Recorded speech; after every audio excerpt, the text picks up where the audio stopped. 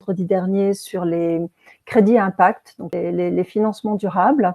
Donc l'idée, c'est d'en faire régulièrement, de vous retrouver régulièrement sous ce format numérique pour partager nos savoirs, nos outils, etc. Voilà, j'espère que cela va vous intéresser. Alors, l'idée là, c'est de passer en gros 45 minutes ensemble.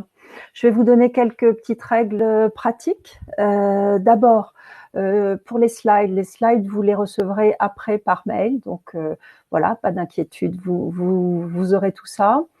Deuxième sujet, si vous avez des problèmes techniques, pour ceux qui soit n'entendent pas, ne voient pas, voilà, je vois par exemple Nadine qui n'entend pas Anne Chanon. N'hésitez pas à faire comme Nadine et à vous manifester via le chat. Aloïs essaiera de régler dans la mesure du possible les problèmes techniques. Quoi d'autre? Les questions. Les questions, n'hésitez pas à en poser, toujours par le même moyen, via le chat. On essaiera d'y répondre au fur et à mesure. Donc, peut-être que je les verrai pas forcément toutes en parlant, mais Aloïs me les rappellera régulièrement. Et puis, dernier point qui est que si la fenêtre dans laquelle nous apparaissons, Aloïs et moi, vous gêne pour voir les slides, il y a un petit bouton en bas à droite, il vous suffit de cliquer là-dessus et vous nous déplacerez. Voilà, donc il est 32, je pense que cette introduction a permis aux uns et aux autres de nous rejoindre, donc je vous propose qu'on y aille. Pour ce deuxième webinaire, on a choisi un thème qui est vraiment au cœur de nos métiers depuis la création d'Etifinance en 2004. C'est celui de la notation extra-financière. Mais une notation, je précise tout de suite, une notation extra-financière un peu particulière, qui est la notation sollicitée. À ne pas confondre avec la notation qui est faite à la demande des investisseurs. Quand on parle de notation sollicitée, c'est une demande qui émane alors d'une entreprise, d'une organisation, d'une collectivité, on y reviendra.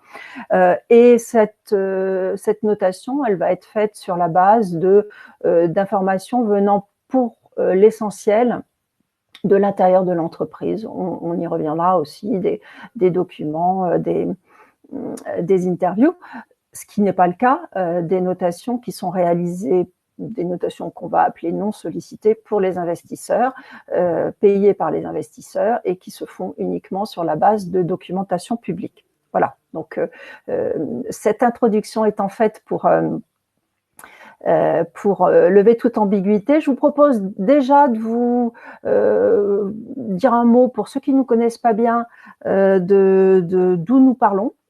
Alors, Etifinance, très, très rapidement, notre métier, en fait, c'est de compter tout ce qui est important, mais qui apparaît pas dans les comptes comptables, qui apparaît pas dans les comptes financiers. Donc, vous connaissez tous à peu près les comptes financiers, l'actif, le passif, etc.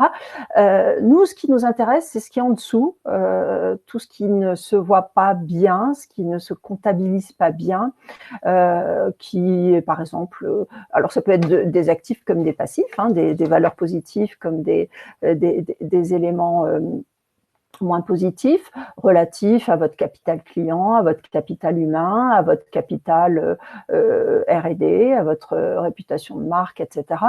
Et ce sont des choses qui, selon qu'elles sont bien ou mal gérées par l'entreprise, vont générer soit des coûts, dans le cas où elles sont mal gérées, soit des créations de valeur.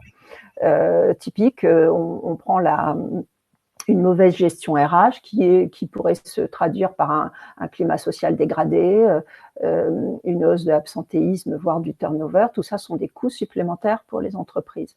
Et quand je parle de création de valeur ou de destruction de valeur, ça vaut tant pour la valeur économique de l'entreprise, ses états financiers, que pour sa valeur sur les marchés boursiers.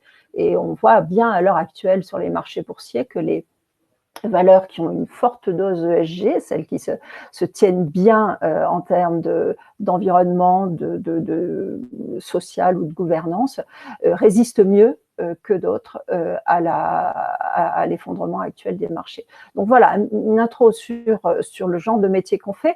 Alors, ce qui nous conduit finalement à être à l'intersection de deux univers, l'univers de la finance et l'univers des acteurs économiques au sens large. On a deux types de clients. D'un côté, les investisseurs, ce sont nos clients historiques, ceux pour lesquels on s'est créé en 2004. Et de l'autre, les entreprises, les collectivités, et puis les organisations au sens large. Pour les premiers, on va faire donc cette fameuse notation non sollicitée, et concrètement, ça prend la forme d'un indice qui est très connu sur le marché français et européen, qui est le Gaïa Rating, qui a été créé par Etifinance et où on note plus de 1000 entreprises françaises et européennes. Pour les clients entreprises, collectivités, organisations, on procède donc à des notations sollicitées. On a une spécificité chez Etifinance, c'est qu'on est plutôt expert des PME ou entreprises de taille intermédiaire, qu'elles soient cotées ou non cotées. France et Europe, mais c'est ce regard spécifique sur les entreprises de taille intermédiaire, même s'il nous arrive de travailler pour des large caps, c'est une de nos composantes. Et puis un dernier point d'actualité qui est que, suivant la marche de l'histoire dans le marché de la notation, on s'est rapproché depuis 2017 et on a créé un groupe commun avec une agence de notation financière française, comme son nom ne l'indique pas, qui s'appelle Spread Research. C'est la seule agence de notation financière française agréée par l'ESMA, l'autorité des marchés financiers européenne. Et donc, l'idée, c'est d'aller, parce que c'est le sens de l'histoire, vers de la notation de plus en plus intégrée. Ce qui existe d'ailleurs déjà dans notre groupe pour la notation crédit. J'en resterai là pour la présentation d'Etifinance. Je vais maintenant passer la parole à Aloïs pour qu'il nous plante le décor, pour qu'on comprenne bien finalement quel est le terrain de jeu dans lequel et quel est le contexte dans lequel la notation sollicitée prend tout son sens. Aloïs, à toi. Merci Anne. Alors c'est vrai que la RSE, c'est un sujet qui est vaste, qui est souvent difficile à résumer, donc on va s'essayer à cet exercice d'équilibrisme. La RSE, des opportunités, comme vous le dites, de titre trop souvent manquées. Nous allons voir pourquoi, si la slide veut bien venir. Oui, plus moyen d'échapper à la RSE. Vous êtes cerné, nous dit cette slide que nous avons voulu très visuelle, avec à gauche l'ensemble des enjeux sociaux. Alors c'est une liste non exhaustive de ces enjeux, mais qui montre tout l'intérêt pour l'entreprise de préserver le premier capital qui crée et qui est à l'origine de toute valeur, qui est le capital humain, avec la nécessité pour ces entreprises d'intégrer certaines diversités, puisque cette diversité va permettre de répondre au mieux aux attentes des différents clients, d'avoir un équilibre homme-femme, plus qu'un sujet d'actualité, c'est un sujet nécessaire pour notre société, la progression des égalités hommes-femmes, les questions de bien-être au travail, de prévention, de sécurité au travail font également partie des questions sociales, de dialogue avec l'ensemble des représentants des partenaires sociaux, et puis également toutes les questions de discrimination que l'on voit de plus en plus au sein des entreprises et la façon de les traiter, que ce soit les discriminations liées au handicap, aux orientations sexuelles, aux origines ethniques. Donc voilà, c'est ce que l'on va pouvoir évaluer au sein d'une entreprise pour avoir une idée de ce qu'elle doit faire. Et toutes les entreprises se savent de plus en plus observer et doivent apporter des réponses sur ces questions sociales. Au-delà de leur propre périmètre, les entreprises ont une responsabilité beaucoup plus globale à travers leur offre et à travers ce que l'on appelle les externalités négatives, c'est-à-dire finalement tous les effets négatifs qu'induisent leurs activités. Alors, les entreprises vont pouvoir produire des produits qui auront des vertus, mais qui auront nécessairement des conséquences plus ou moins bonnes sur le vivant. Que cela passe par notre alimentation, que cela passe par la façon dont nous nous habillons, que cela passe par nos loisirs, que cela passe par tout un tas de choses qui composent notre économie. Alors là, vous voyez en bas une illustration avec la responsabilité des entreprises liée avec quelques exemples, aux émissions de gaz à effet de serre, si l'on prend l'exemple des transports, si l'on prend l'exemple de la déforestation, qui est intimement liée à de nombreuses activités de monoculture, notamment du soja pour pouvoir nourrir le bétail. Aux conséquences, on a beaucoup parlé d'océans plastiques, et même si c'est une image, on voit de plus en plus ce plastique qui pollue notre nature et qui est à l'origine de la destruction de la biodiversité, les conditions de travail, que ce soit pour les enfants, mais aussi également pour les adultes, le respect d'un certain nombre de recommandations et d'un certain nombre de cadres qui sont définis au niveau international. Et puis, vous voyez plus en haut à droite des questions intimement liées à nos modes de consommation, à la nécessité d'acheter des produits plus naturels, produits de plus en plus localement, d'essayer de ne pas voir cette fuite du chiffre d'affaires vers des grandes multinationales, mais de préserver les écosystèmes économiques locaux, des préférences nationales, et tout ça tout en continuant de façon responsable à soutenir les pays en voie de développement. Il ne s'agit pas de se désinvestir de ces pays-là, mais bien de continuer à les faire vivre de façon éthique et équitable. Et puis un dernier enjeu que l'on voit avec le petit slogan "Choisis ta banque", eh bien, ce sont les interpellations auprès des acteurs bancaires d'un certain nombre d'ONG, d'un certain nombre d'associations, de consommateurs qui alertent sur le fait que les banques, elles aussi, ont une responsabilité à l'égard de leurs investissements. Alors, plus moyen d'échapper à la RSE, et c'est parti pour durer. Ça, c'est une nouvelle que l'on a au travers de la crise que l'on connaît actuellement. Le coronavirus nous en dit beaucoup. Il nous en dit beaucoup sur le monde d'avant, également sur le monde d'après. Si certains nous disent c'était une crise qu'on ne pouvait pas prévoir, eh bien si on pouvait la prévoir, puisqu'on voit que les questions liées au réchauffement climatique, à la destruction de la biodiversité sont très intimement liées. La santé humaine, la santé de l'environnement, la santé animale, tout ça, ça forme une santé unique et une santé globale. Et aujourd'hui, cette santé est mise à mal. Coronavirus, ça pose également des questions éthiques, des questions de traitement des personnes qui sont envoyées au front. On a parlé de première ligne, de deuxième ligne, le maigre salaire de ceux qui se battent pour nous. Quelle place auront-ils demain dans notre société et quelle rémunération leur sera dédiée? Ça pose également la question de la création de richesses. Alors, il va y avoir moins de richesses créées, mais il va y avoir quand même des bénéfices. Est-ce que les entreprises vont renoncer ou non à leurs dividendes? Et puis, est-ce que c'est la fin d'un modèle de capitalisme néolibéral? Comment cela sera-t-il régulé? Voilà, il y a beaucoup de discours sur le monde d'après. Il faudra faire attention à ce que ce monde d'après ne ressemble pas au monde d'avant. La RSE peut générer plusieurs types de création de valeur pour les entreprises. Selon une étude menée par France Stratégie, les entreprises disposant d'une bonne stratégie RSE sont en moyenne 13% plus performantes que les autres.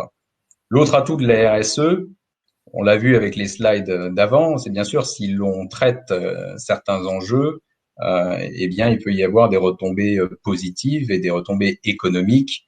C'est bien sûr de réduire les coûts pour les entreprises. Il s'agit d'une part des coûts évidents liés à l'énergie, diminuer la consommation de consommables, mais également des coûts liés à l'humain. Je vous donne quelques exemples. Le coût de l'absentéisme, le coût du turnover, le coût de l'attraction, de la rétention, de la fidélisation des talents. Et voilà, tout ça participe à des économies d'échelle non négligeables au-delà des perspectives que cela peut proposer. La RSE, progressivement, devient un outil de gestion des risques, car en adoptant un business model plus responsable, les entreprises disposent de process qui sont définis pour identifier les risques fournisseurs, mais aussi les risques financiers, climatiques ou encore les risques d'image. Il ne s'agit pas de faire du greenwashing, mais de travailler son image. Et plus on est sincère et mieux l'on communique, c'est-à-dire une fois qu'on a une démarche mature, plus on gagnera dans le dialogue que l'on doit entretenir avec ses parties prenantes. Cette identification des risques fait partie intégrante d'une démarche de prospective RSE, particulièrement importante lorsque l'on veut réduire ses coûts. Pour une entreprise, être capable d'identifier les points de faiblesse de son business model, de sa chaîne d'approvisionnement ou de son storytelling marketing, ça permet d'éviter des coûts importants en prévenant des crises significatives. Un autre avantage indéniable de la RSE, c'est qu'elle peut servir d'outil pour identifier les fournisseurs ou les partenaires fiables. Ainsi, selon une étude de l'organisme britannique des certifications, bien les entreprises qui disposent de certifications RSE sont jusqu'à 66% plus susceptibles d'être identifiées comme des partenaires de business et de gagner des parts de marché. Donc, d'où l'importance de ces certifications, d'avoir pour certaines entreprises une évaluation qui est garante d'une vision objective de leur performance RSE sur des champs spécifiques ou beaucoup plus globaux. De plus en plus de grandes entreprises intègrent à leur cahier des charges la nécessité de respecter certains principes de RSE et de plus, cela devient une nécessité pour s'intégrer sur ces marchés concurrentiels. La RSE est un moyen de se différencier. On est sorti de cette logique du prix, du toujours moins cher. Bien sûr, le facteur prix sera décisif dans les décisions d'achat, mais la RSE finalement offre un prisme nouveau où les consommateurs vont chercher le meilleur rapport qualité-prix. Et puis pour répondre aux diverses attentes de ces parties prenantes, faire de la RSE est essentiel. Ça va même plus loin, intégrer la RSE au cœur de son business model. Ça semble aujourd'hui la meilleure façon de se créer une identité de marque et une réputation RSE positive. C'est comme ça que l'on gagne, je vous parlais tout à l'heure de la fidélité des collaborateurs, c'est comme ça que l'on gagne en fidélité et en confiance vis-à-vis de ses clients, comme de ses parties prenantes. Donc la RSE, finalement, la responsabilité sociale d'entreprise pourrait être traduite comme un retour sur engagement. Voilà. Merci Aloïs. Alors, ce que vient de dire Aloïs, je pense qu'il y a pas mal d'entre vous qui connaissent ces sujets, qui pensent que c'est évident. Oui, c'est très bien, ça coule de source. Et en fait, quand on y regarde de plus près, on se rend compte qu'il y a pas mal d'illusions d'optique quand on regarde les entreprises. On se rend compte qu'il y a un certain nombre de décalages entre des entreprises qu'on a de prime abord, dont on a l'impression qu'elles sont engagées en RSE, et puis la réalité des faits. Par exemple, on voit des entreprises qui ont l'air d'être engagées, mais qui sont pas engagées sur les enjeux qui comptent pour elles. Hein. Par exemple, qui vont se concentrer sur le fait de changer les ampoules dans leurs immeubles, ce qui est important, là où en fait l'essentiel de leur empreinte environnementale, hein, pour prendre que cet exemple, serait lié à la consommation électrique de leurs clients avec les produits qu'ils leur vendent. Il y a toute une série de décalages, je ne vais pas forcément rentrer dans les détails, mais on peut être victime aussi de l'illusion face à des marqueurs, des actions marqueurs fortes qui sont mis en avant par des entreprises en matière de communication. Puis quand on regarde un petit peu de plus près, on se rend compte que derrière, il n'y a pas grand-chose. Hein. Donc ça, c'est l'arbre qui cache le désert.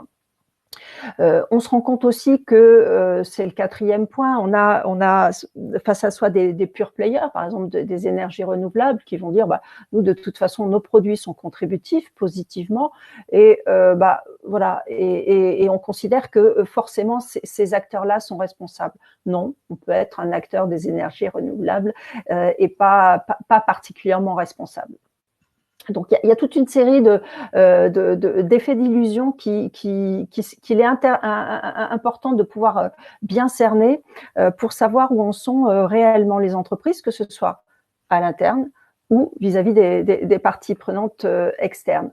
Donc, on va arriver tout de suite à la description de en quoi consiste une démarche de notation sollicitée, mais clairement, retenez l'objectif d'une notation sollicitée, c'est vraiment de sortir la RSE de corners dans lesquels finalement elle ne produit rien, elle ne produit pas de valeur ajoutée, des corners où la RSE est périphérique par rapport au business, de corners où la RSE est traité de façon purement institutionnelle ou purement normative, de façon purement symbolique ou comme objet de communication. Cela éventuellement peut apporter de l'image de marque, mais ça ne fait pas avancer, ça ne fait pas beaucoup avancer la performance globale de l'entreprise ni la collectivité de facto. Alors, comment on s'y prend? On va rapidement présenter les outils qu'on utilise. Donc, Aloïs, je te repasse la parole pour une description rapide de…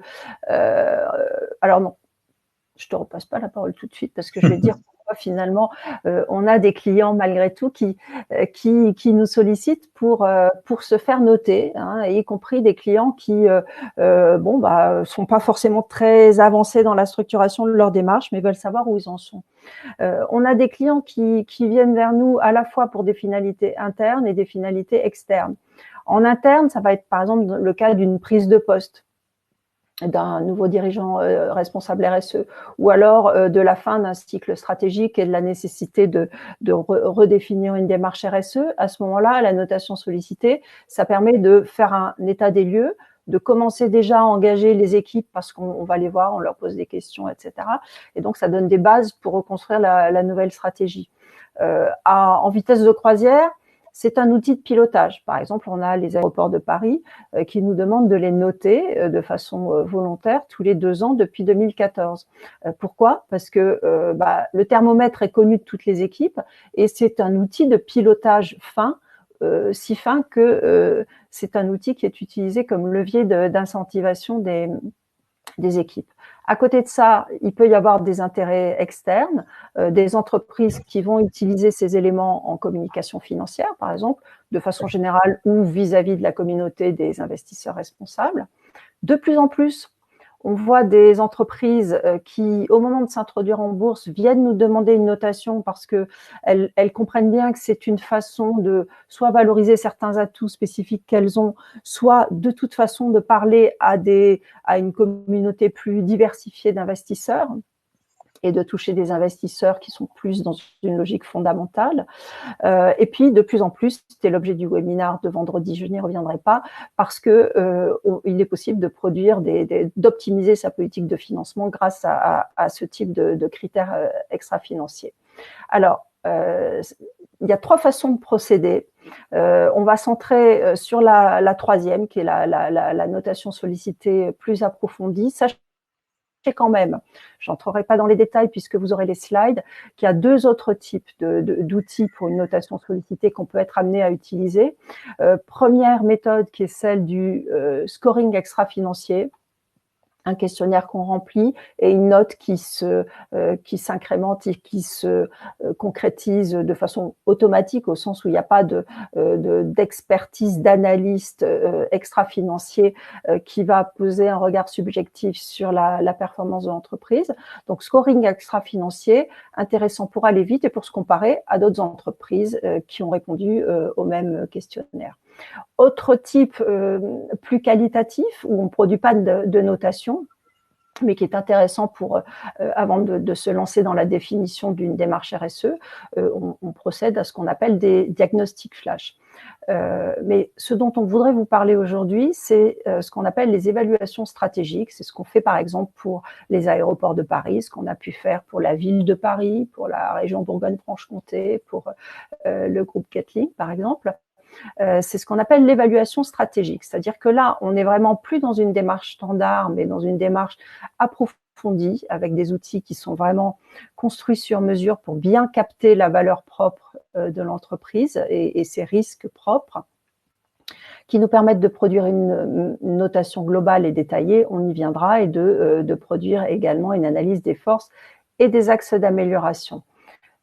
Aloïs, quelques mots sur la construction, je passe rapidement sur ce slide-là, quelques mots sur la démarche qui nous conduit à les outils et la démarche? Alors, cette démarche, elle s'articule en plusieurs étapes. Tout d'abord, un travail de préparation, de mise au point du référentiel d'évaluation qui se fait, et on y reviendra dans la slide d'après, en partie sur mesure et en partie sur une base commune à toutes les entreprises. Une identification des sources, des différents documents qui vont être nécessaires pour compléter les informations disponibles et rendues publiques à travers le site internet ou d'autres biais de communication. Et puis également la définition avec les entreprises ou les institutions qui veulent être évaluées des différentes personnes à interviewer qui vont répondre à chacune des grandes familles de questions que l'on va pouvoir se poser par rapport au référentiel. Ensuite vient la collecte d'informations, c'est-à-dire la revue documentaire. On va éplucher côté Etifinance l'ensemble des documents qui vont nous avoir été transmis, interviewer les parties prenantes tant en interne qu'en externe, parce que c'est bien d'avoir une vision extérieure de ce que fait l'entreprise, qui nous démontre un certain niveau d'ouverture. Et puis ensuite, une fois qu'on aura toutes ces informations, eh bien, on va analyser ces informations, on va les noter. Pareil, on y reviendra tout à l'heure, on va expliquer comment se décompose cette note, rédiger des analyses, élaborer des recommandations et remettre un rapport provisoire qui sera sujet à des débats, qui sera sujet à des questionnements de la part de l'évalué pour atterrir à un rapport final avec une notation finale et subdivisée par les différents par thématique. Oui, j'insiste sur le rapport provisoire, ça a l'air purement technique, mais en fait, c'est important dans une notation sollicitée de bien avoir en tête on produit un diagnostic qui doit bien être partagé au sein de l'entreprise pour être ensuite constituer la base d'une démarche d'amélioration continue. Donc, il ne s'agit pas de noter de façon unilatérale, on est vraiment dans un dialogue et la démarche de dialogue avec l'entreprise est importante. J'insiste aussi dans ce qu'a dit Aloïs sur le fait qu'on consulte des parties prenantes externes, parce que là aussi, la démarche de dialogue et de compréhension du regard des parties prenantes externes est importante. J'ai vu votre question, Manon, on y reviendra après la présentation des outils. Donc, un référentiel, la première étape, souvenez-vous, sur mesure, avec néanmoins un tronc commun à l'ensemble des évaluations. Ces 4 grandes thématiques génériques sont la gouvernance, le capital humain, l'environnement, clients, fournisseurs, territoire et société. Donc, vraiment, ce sont les grandes thématiques que l'on va retrouver d'une évaluation à une autre. Mais ensuite, ces thématiques sont déclinées en domaines d'action qui, là, vont pouvoir résulter soit de problématiques sectorielles, soit de problématiques propres à l'entreprise. Donc là, vous voyez l'exemple pour le grand sujet gouvernance avec gouvernance 1, le sujet fonctionnement des instances dirigeantes, gouvernance 2, éthique et gestion des risques, gouvernance 3, stratégie et gouvernance RSE. Et ensuite, pour chaque domaine d'action, nous allons avoir une déclinaison avec des objectifs associés. Donc, gouvernance 2, vous avez l'exemple éthique et gestion des risques avec les différents sujets, maîtriser les risques extra-financiers et assurer le respect des règles d'éthique, protéger les données personnelles des clients, collaborateurs et tiers, lutter contre la corruption, les fraudes, le blanchiment et l'évasion fiscale. Donc, pour chacun de ces domaines d'action, on va définir, on va acter une note qui va permettre de constituer un corpus de notes pour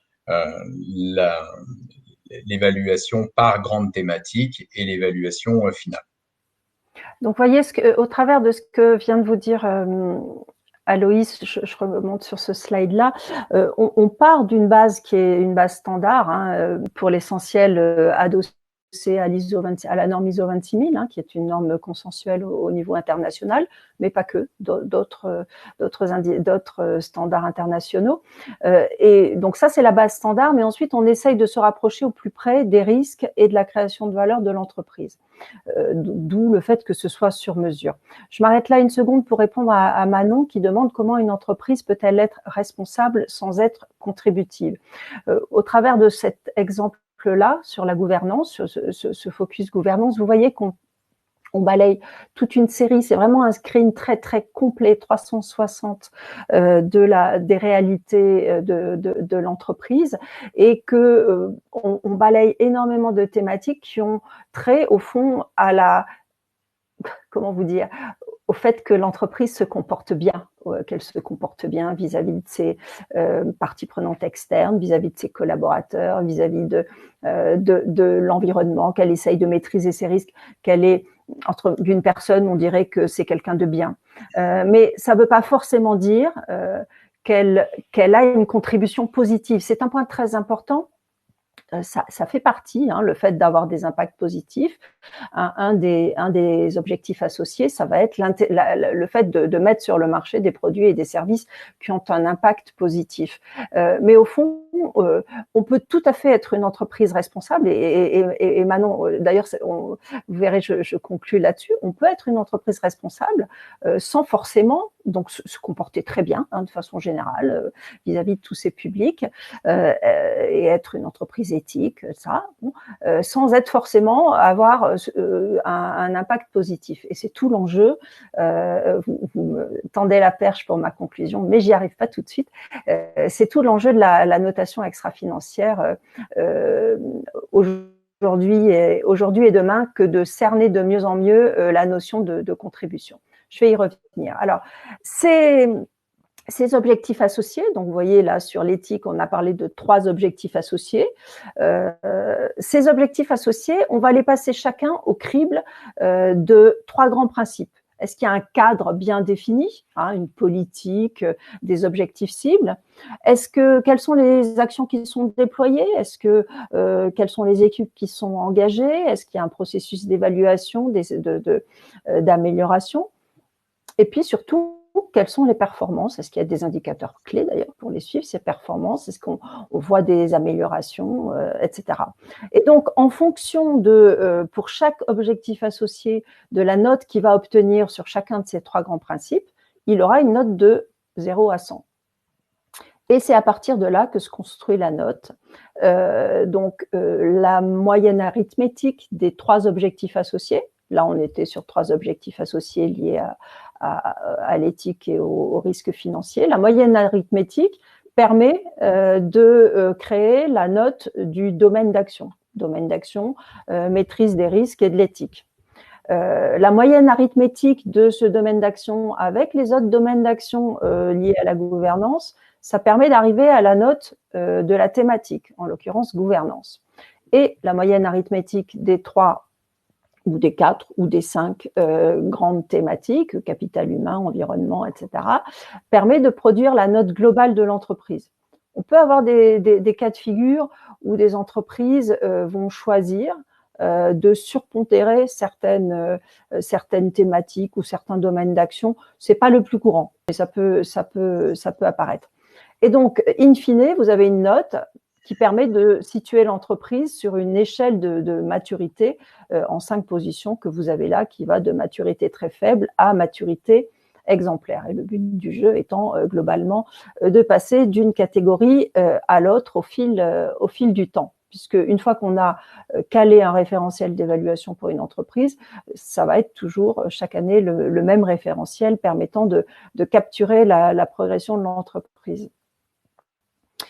Donc, derrière, on produit des livrables qui sont vraiment des outils de pilotage précieux pour les entreprises, parce que certes, ça produit de la data, des indicateurs. Vous voyez, là, par exemple, sur la gouvernance, on vous a sorti un extrait de rapport, une notation sur une année, une notation sur l'autre, la notation sur les 3 principes que je vous ai rappelés, la politique, la performance, etc., les notes de chaque domaine d'action, etc. Donc, en termes de tableau de pilotage pilotage de la performance, c'est extrêmement précis et précieux pour un responsable RSE, parce qu'il voit exactement ce sur quoi l'entreprise a progressé et là où il lui reste des marges d'amélioration. Et puis, à côté de ces données chiffrées, vous avez toute une série d'analyses plus qualitatives qui permettent de comprendre très précisément quels sont les points de force à consolider, à valoriser dans l'entreprise, et inversement, quels sont les axes d'amélioration qui restent. Sachant que je ne vous l'ai pas mis là, mais on peut aussi compléter ce type de notation par un benchmark qualitatif de bonnes pratiques sur les axes d'amélioration les plus nets qui auraient été identifiés, qui ressortiraient de la notation. À ce moment-là, on fait une recherche de bonnes pratiques qui permet à l'entreprise de puiser, de s'inspirer dans ce que font d'autres entreprises. Ce type, alors je vous ai mis un florilège de clients pour lesquels on a produit ces dernières années ce type de notation. Comme vous voyez, il n'y a pas que des entreprises, il y a un certain nombre d'acteurs territoriaux. Je vous parlais de Paris, je vous parlais de la région Bourgogne. On a travaillé aussi dans le cadre d'une émission de Sustainable Bond pour le département de l'Eure, par exemple. Il n'y a pas que du green. Alors certes, on a été amené ces dernières années à travailler pour des clean tech. Vous voyez là, Metabolic Explorer ou Hoffman Green Cement, mais on a des acteurs qui peuvent être, par exemple, Mersen, on est dans les matériaux composites, Paris Aéroport, on est dans le transport aérien, donc on n'est pas forcément dans du vert. Et de la même façon, on n'est pas forcément uniquement dans des grands groupes. Alors certes, il y a Paris Airport, mais on a des acteurs beaucoup plus petits. Si je reviens sur Hoffman, qu'on a évalué dans le cadre de son introduction en bourse, à l'époque, ils avaient 10 ou 15 collaborateurs, je crois. Donc voilà, il y a vraiment une palette. C'est un outil qui peut être très utile à différents types d'acteurs. Vous voyez, on l'a fait aussi dans le champ des institutions de développement, l'AFD, Proparco, et on a pu le faire aussi à l'étranger pour certains de leurs homologues.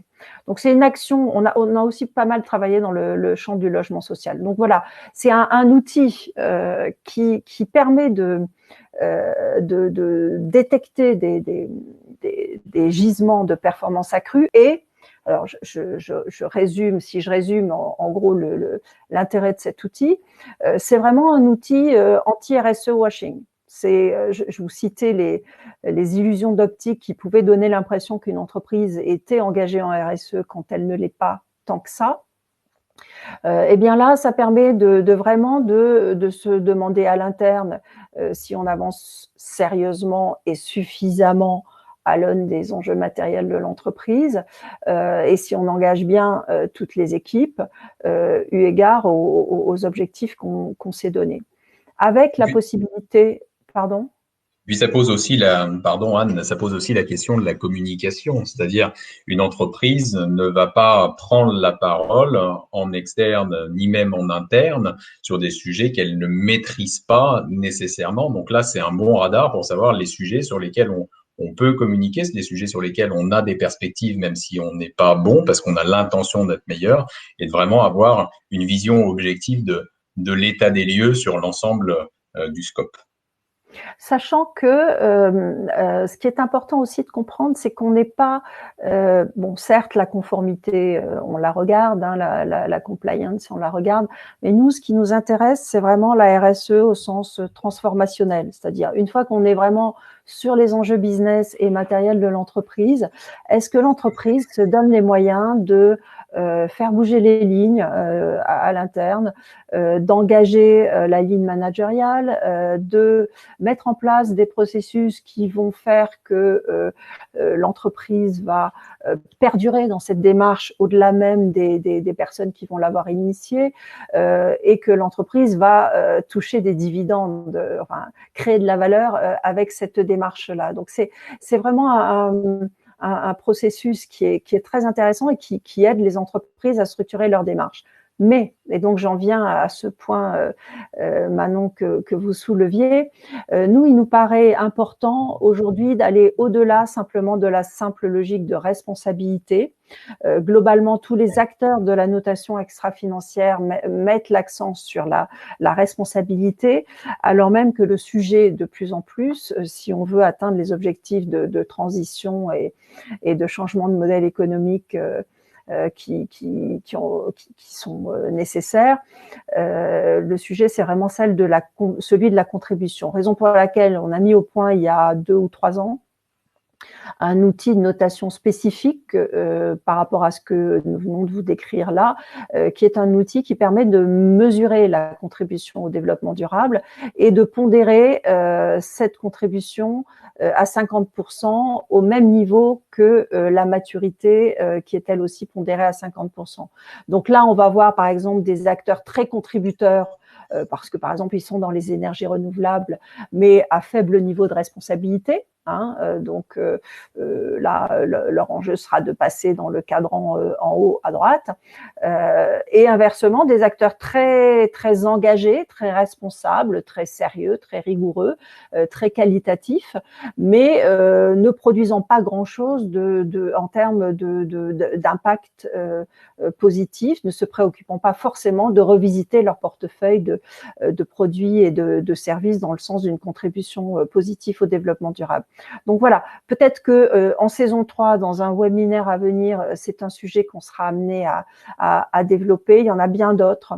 Ce sont des sujets passionnants, cette logique de notation sollicitée, parce que ça permet vraiment ensuite de construire une démarche dans la durée. Voilà, on a à peu près fait le tour. C'est un vaste sujet. On a pas mal de business case à partager avec vous. On aurait eu pas mal de business case à partager avec vous. Soit vous avez des questions à ce stade-là que vous voulez partager avec nous et n'hésitez pas. On a encore 1 à 2 minutes de temps pour ce webinaire. Soit de toute façon, vous avez nos coordonnées. N'hésitez pas à nous adresser des questions qui seraient peut-être plus spécifiques à votre entreprise, à des besoins que vous ressentez. Donc, alors, je vois que nous avons Sophie qui est en train d'écrire.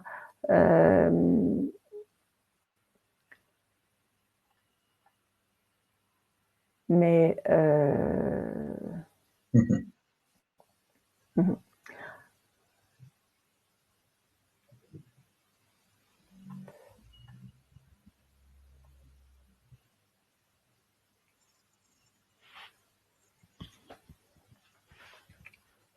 voilà, avec vraiment alors cette question sur l'analyse de leurs parties prenantes, de plus en plus, alors ça va dépendre du type d'entreprise.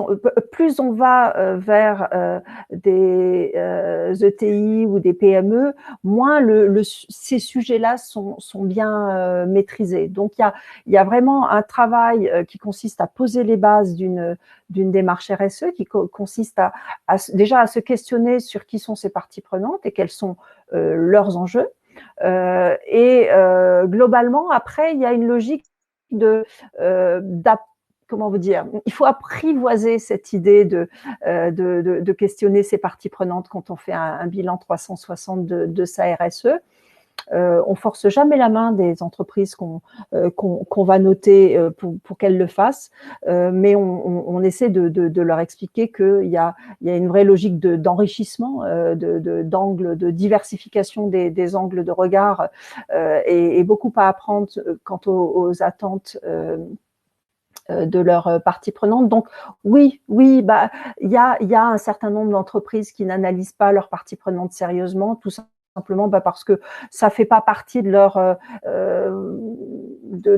culture. Ils n'ont pas forcément les outils pour le faire, mais dès lors qu'elles réalisent que c'est une façon d'apprendre sur leur environnement et d'enrichir leur vision business, elles s'y convertissent assez vite. Voilà. Alors, je vois qu'il y a des questions un peu techniques de type les précédentes webinaires sont-ils disponibles? Oui, il y a des possibilités de replay. On va vous envoyer les liens. Et puis, je vois que c'est tout et que le temps a tourné. Donc, n'hésitez pas, je vous remercie, on vous remercie toutes et tous pour Merci. votre attention, pour vos questions. Ceux qui auraient des questions complémentaires, vous avez là mon mail et vous l'aurez aussi sur les slides que vous allez recevoir. Et donc, il ne me reste plus qu'à vous souhaiter une excellente fin de journée. Et puis, merci pour vos merci. Merci beaucoup. Au Très bonne soirée à vous. Au revoir. revoir.